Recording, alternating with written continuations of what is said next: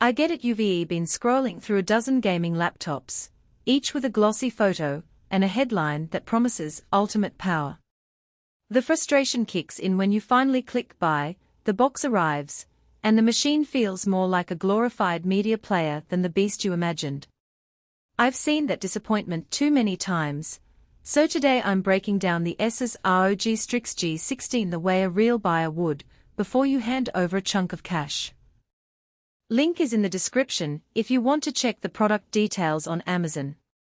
First off, let's talk about why this laptop even exists. ASUS is targeting the high refresh rate gaming crowd that also wants a screen big enough for productivity work. The 16-inch panel pushes to 5601, 440 pixels at 240 Hz, which on paper sounds perfect for competitive shooters and for editing 4K footage without scaling. In practice, I set it up beside my desktop monitor, opened a 1080p game that's known for being frame rate hungry, and watched the frame counter sit comfortably above 200 frames per second with graphics on high. That's the kind of smoothness you notice when your mouse glides without that jitter you get on a 60 Hz panel. But the display isn't the only thing that matters when you're deciding if this laptop fits your life. The heart of the Strix G16 is an Intel i9-14900HX with 24 cores. It's the same silicon that powers many workstation laptops, so you're getting serious multithread horsepower. I ran a quick side-by-side test with my older i7-12700H notebook, opening multiple Chrome tabs, Lightroom, and a couple of game launchers. The Strix G16 didn't just keep up, it stayed cool enough that the fans barely kicked in until I launched a game. That translates to less background lag when you're switching between a Discord call, a spreadsheet, and a game lobby all at once. Now, the graphics chip. NVIDIA's RTX 4060 sits a step below the RTX 4070, but it's still a solid performer for 1080p and decent 1440p gaming. In my own real-world sessions, titles like Apex Legends and Valorant hit well above 200 frames per second on max settings, which pairs perfectly with that 240 Hz screen. When I moved to a more demanding title like Cyberpunk 2077, at 1440p, the frame rate dipped into the 100-130 range with DLSS on, which is still playable, but not the ultra-smooth experience you might expect from a top-tier laptop.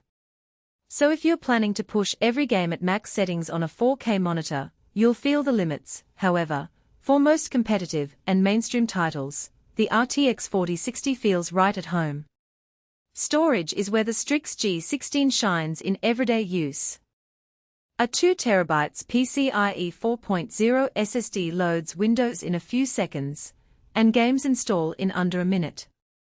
I transferred a 70GB game library from an external drive and the copy completed in roughly 45 seconds, which is a noticeable time saver over older SATA drives.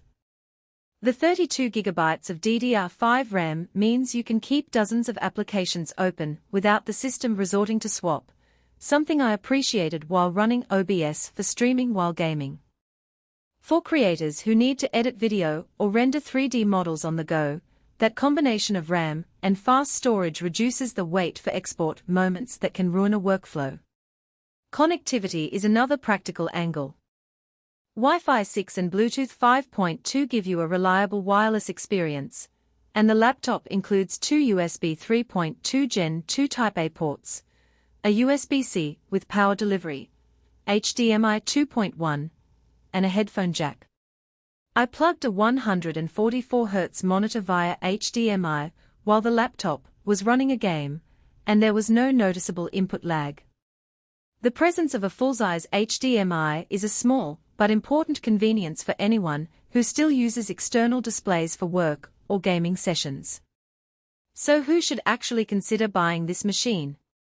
If you're a competitive gamer who thrives on high frame rates, value a crisp 240 Hz panel, and also need a laptop that can handle video editing, heavy multitasking, or occasional 3D work, the Strix G16 hits a sweet spot. It's also a good match for streamers who want a single device that can run the game, encode the stream, and host a chat client without choking. The inclusion of Microsoft Office Pro out of the box adds a small, but handy productivity boost for students or professionals who already own the hardware. On the flip side, there are clear reasons to walk away. First, the price tag is solidly in the premium range. If you're a casual gamer who's happy with 60Hz or 120Hz panels and doesn't need an i9 processor, you'll likely find a better value elsewhere. Battery life is another hidden trade-off. In my testing, the laptop managed about 4 hours of mixed-use browsing, a bit of video playback, and a short gaming session at low settings before the charger was needed. That's typical for a machine this powerful, but it means it's not a travel companion you can leave on a cafe table for a full workday. The chassis, while sleek, is on the heavier side. At around 2.7 kilograms, it's a bit of a lift if you're shuffling between rooms or commuting on public transport. Heat and fan noise also deserve a